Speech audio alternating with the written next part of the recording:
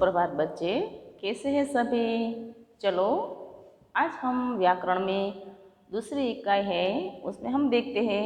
पहले हमने जो इकाई है उसमें हमने भाषा और व्याकरण के बारे में आपको समझाया था और लिखाया था। आज हम जो उसकी दूसरी इकाई है वर्ण और विचार, उसमें हम समझेंगे और लिखेंगे। तो सभी बच्चे ध्यान से सुने और फेयर नोट है उसमें आपको लिखना होगा। देखो इकाई 2 वर्ण और विचार, आपको जब जो वीडियो मिले तब आपको उसमें उसकी दिनांक है वो लिखनी होगी। देखो सबसे पहले वर्ण, तो वर्ण किसे कहते हैं। तो देखो जिन ध्वनियों के खंड या टुकड़े नहीं किए जा सकते उन्हें वर्ण कहते हैं।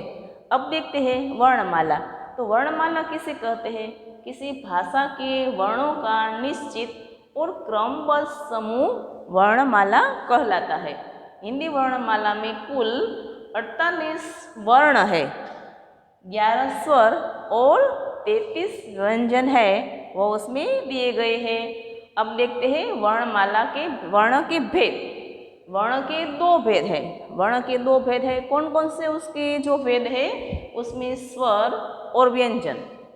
तो स्वर है, तो स्वर किसे कहते हैं, जिन वर्णों का उच्चारण बिना किसी अन्य वर्णों की सहायता से होता है उन्हें स्वर कहते हैं। उसमें जो उसकी सहायता है उसमें लेनी नहीं पड़ती। अब देखते हैं स्वर के भेद। स्वर के 2 भेद है। कौन कौन से भेद है, ह्रस्व स्वर और दीर्घ स्वर। तो अब हम ह्रस्व स्वर और दीर्घ स्वर है उसमें हम देखते हैं। यहाँ अब हम ह्रस्व स्वर है उसमें देखते हैं। ह्रस्व स्वर जिन स्वरों के उच्चारण में कम से कम समय लगता है उन्हें ह्रस्व स्वर कहते हैं। जिसमें जो समय कम लगता है उसे ह्रस्व स्वर कहते हैं। उसके कुल 4 ह्रस्व स्वर है। कौन कौन से हैं, अ, ई, उ और रू। 4 उसमें ह्रस्व स्वर दिए गए हैं। अब देखते हैं दीर्घ स्वर। जिन स्वरों के उच्चारण में ह्रस्व स्वरों की अपेक्षा अधिक समय लगता है उसे दीर्घ स्वर कहते हैं। देखो ह्रस्व स्वर में हमें कम समय लगता है और दीर्घ स्वर में हमें ज़्यादा समय लगता है। अब देखते हैं व्यंजन। व्यंजन किसे कहते हैं, व्यंजनों का स्वतंत्र रूप से उच्चारण नहीं किया जा सकता। इनके उच्चारण में स्वरों की सहायता लेनी पड़ती है। जब व्यंजन है तो उसका कोई स्वतंत्र स्वरूप नहीं है, उसके उच्चारण करते समय हमें क्या करना पड़ता है, तो उसमें हमें स्वर है उसकी हमें सहायता लेनी पड़ती है। अब देखते हैं व्यंजन के भेद। व्यंजन के कितने भेद हैं, तो व्यंजन के 3 भेद है। कौन कौन से हैं, स्पर्श व्यंजन, अंतस्थ व्यंजन और ऊष्म व्यंजन। ये तीनों भेद है, यह तीनों भेद उसमें दिए गए हैं। अब इस तीनों भेद है उसमें हम देखते हैं। अब देखते हैं स्पर्श व्यंजन में। स्पर्श व्यंजन किसे कहते हैं, तो देखो जिन शब्दों को बोलते समय जीभ मुख के विभिन्न भागों को स्पर्श करती है उन्हें स्पर्श व्यंजन कहते हैं।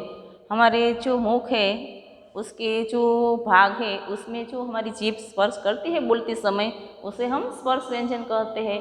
देखो क से लेकर म तक कुल 25 स्पर्श व्यंजन है। स्पर्श व्यंजन कितने हैं, क से लेकर म तक 25 स्पर्श व्यंजन है।